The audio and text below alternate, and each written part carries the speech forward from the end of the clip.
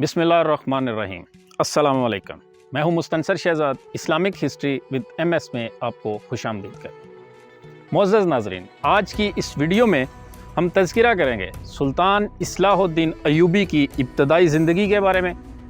उसके अलावा हतीन के मैदान में सुल्तान ने सलेबियों को कैसे नाकों चने चबवाए। तो चलिए वीडियो को स्टार्ट करते हैं।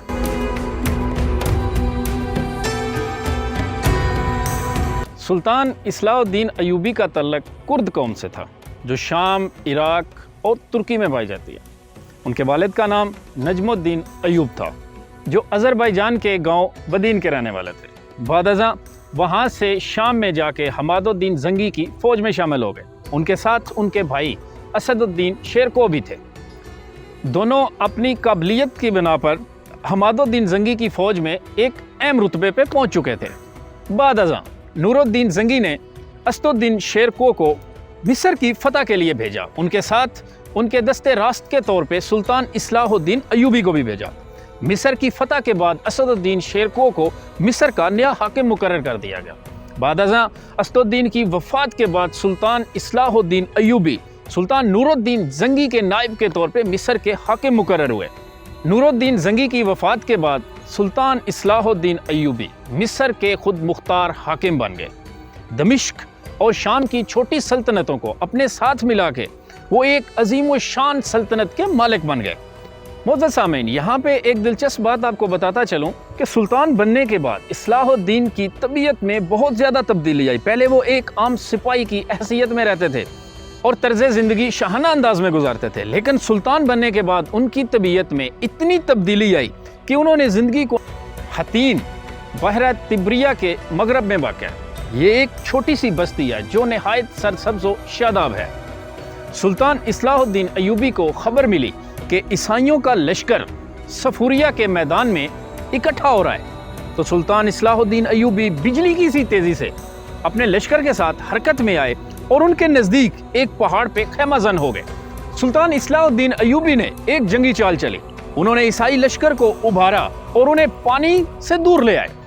जहां पे पानी के चश्मे थे वो उन्होंने सारे नाकाबिले इस्तेमाल बना दिए। यूं जब ईसाई फौज सुल्तान इस्लाहुद्दीन अय्यूबी के सामने आके खैमाजान हुई तो वो प्यास से बिलबिला उठे, क्योंकि वहां पे पानी का नामो निशान तक नहीं था। मुसलमानों के मुकदमातुल जैश यानी अगले दस्ते ने बुलंद चोटियों पे कब्जा कर लिया। अब ईसाई निहायत परेशानी में मुब्तला हो गए। अब एक तरफ प्यास की शिद्दत और दूसरी तरफ मुसलमानों की यलगार। अब ईसाइयों को अपनी यकीनी शिकस्त नजर आने लगी, लेकिन ईसाई जान तोड़ के लड़े, लेकिन इस बार फतह उनका मुकद्दर नहीं थी। मुकदमातुल जैश ने बुलंदी से ईसाइयों पे तीरों की बारिश कर दी, जिससे बहुत ज्यादा ईसाइयों के घुड़सवार मारे गए। ईसाइयों की कोशिश थी वो बार बार पानी के चश्मों की तरफ बढ़ते, लेकिन सुल्तान इस्लाहुद्दीन अय्यूबी का दस्ता पानी और ईसाइयों के दरमियान में हायल था। हर बार उन्हें मुंह की पड़ती और वो पसपा होने पे मजबूर हो जाते। सुल्तान इस्लाहुद्दीन अय्यूबी इस जंग में खुद भी पेश थे। वो फ्रंट पे खड़े होकर अपने मुजाहिदीन का जज्बा जहाद उभारते और खुद भी उनके कलब पे हमला करते। मुअज़्ज़ज़ नाज़रीन, इस जंग में सुल्तान इस्लाहुद्दीन अय्यूबी ने आग को भी बतौर हथियार इस्तेमाल किया, क्योंकि सलेबी लश्कर अक्सरियत ठंडे इलाकों के रहने वाले लोग थे, तो यहाँ पे मुख्तलिफ सूखे हुए दरख्त और झाड़ियां थी। सुल्तान ने उन झाड़ियों को आग लगा दी। ऊपर से गर्म हवाएं चल रही थी, जिससे आग का दर्जा हरारत सलेबियों की बर्दाश्त से बाहर हो गया। ऊपर से पानी की प्यास, फिर मुसलमान मुजाहिदीन के जान तोड़ हमले। अब ईसाई हर तरफ भागने लगे और शिकस्त पे मजबूर हो गए। अब मुसलमान मुजाहिदीन ने ईसाई फौज को चारों तरफ से घेर लिया और एक दायरे की शक्ल में घेर के ईसाइयों का शिकार करने लगे।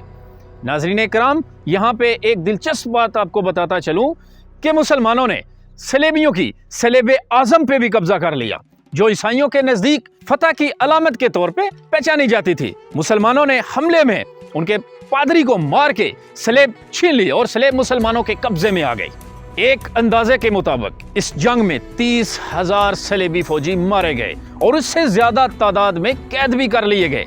अब जिस मैदान में जंग जारी थी वहां पे हर तरफ लाशों के ढेर और खून की नदियां नजर आती थी। हर तरफ लाशों के धड़े बिखरे हुए थे।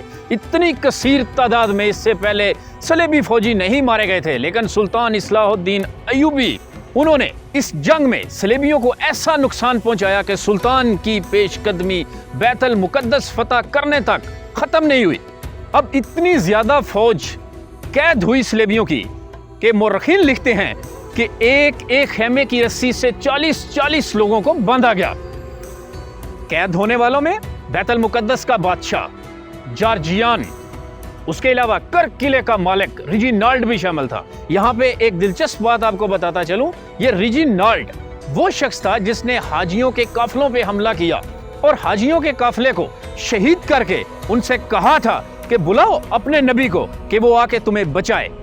सुल्तान इस्लाहुद्दीन अय्यूबी को जब इस वाक़े की खबर मिली थी तो आपने कसम उठाई थी कि मैं उस वक्त तक आराम से नहीं बैठूंगा जब तक इसका सर मैं अपने हाथों से ना उतार लूं। और ये वही नजस शख्स था जिसने मक्का और मदीना पे भी चढ़ाई करने की कोशिश की थी। अब जब कैदियों को सुल्तान इस्लाहुद्दीन अय्यूबी के खेमे में लाया गया तो सुल्तान ने सबसे पहले उन्हें पानी पेश किया, फिर रिजिनाल्ड को उसके साबका गुनाह पढ़ के सुनाए गए। उसके बाद सुल्तान ने अपने हाथों से उसका सर कलम कर दिया। इस जंग की एक दिलचस्प और बात भी है कि ईसाई फौज सर से लेके पांव तक लोहे के लिबास में ढके हुए थे। उन्हें मारने के लिए पहले घोड़े को मारना पड़ता था, जब वो सवार नीचे गिर जाता तो फिर उसका खात्मा किया जाता। इसीलिए माले गनीमत में मुसलमानों को कोई घोड़ा हाथ नहीं लगा था। जितनी मिकदार में उनके पास घोड़े थे वो सारे मारे गए। ये थी हमारी आज की वीडियो। अपनी आने वाली वीडियो के अंदर हम तज़किरा करेंगे कि सुल्तान इस्लाहुद्दीन अय्यूबी ने बैतुल मुकद्दस को सलेबियों के कब्जे से कैसे आज़ाद करवाया। उम्मीद है आप लोगों को हमारी ये वीडियो पसंद आएगी। अगर आप लोगों को हमारी वीडियो अच्छी लगे तो इसको लाइक करें, कमेंट सेक्शन में हमें अपनी राय का इजहार ज़रूर करें। अगर आप लोगों ने हमारे चैनल को अभी तक सब्सक्राइब नहीं किया तो उसको सब्सक्राइब करें, साथ में लगे बेल आइकन को भी प्रेस कर लें ताकि हमारी आने वाली वीडियो का नोटिफिकेशन आपको मौसूल हो जाए। तो इसके साथ ही अपने होस्ट मुस्तनसर शहजाद को दीजिए इजाज़त। अल्लाह हाफिज़।